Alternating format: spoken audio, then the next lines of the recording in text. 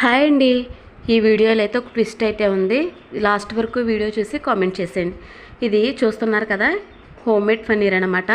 నేను ఇంటి దగ్గర తయారు చేసుకున్నాను. చూసారు కదా, కోస్తుందో చూడండి, ఎంతో సాఫ్ట్గా తేలికగా తెగిపోతుంది. పీస్ కూడా మీకు తీసి చూపిస్తాను చూడండి.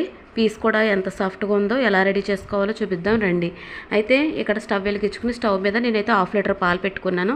అవి చూసారా విరిగిపోయినాయి కదా, కొంచెంసేపు కాగిన తర్వాత పాలు అయితే విరిగిపోయినాయి. ఇప్పుడు స్టవ్ ఆఫ్ చేసేసుకుని ఒక తెల్లటి క్లాత్ తీసుకుని ఒక గిన్నెలో క్లాత్ పరిచి మొత్తం అంతా ఇదంతా అయితే అందులోకి మనమైతే మార్చేసుకుందామండి. చూసారు కదా, మొత్తం అయితే ఇందులో మార్చేసుకుందాము. ఇప్పుడు దీన్ని శుభ్రంగా కడుక్కుందాము. కడిగిన తర్వాత ఇలా చూసారు కదా, ఇది అదే క్లాత్లో శుభ్రంగా వాటర్ అంతా పిండేసి దాని మీద ఒక బరువు వంటిది ఒక గిన్నె ఏదో ఒకటి పెట్టాలి. నేనైతే వాటర్తో నింపిన గిన్నె ఎత్తి పెట్టాను. ఇలా 2 గంటలు పెట్టానండి. చూసారు కదా, 2 గంటల తర్వాత తీసి చూస్తే చూడండి ఎంతో సాఫ్ట్గా, ఎంతో ఈజీగా తేలిగ్గా వచ్చేస్తుంది కదా. మరి ట్విస్ట్ అయితే తెలుసు కదా, తెలిసిందా మీకు?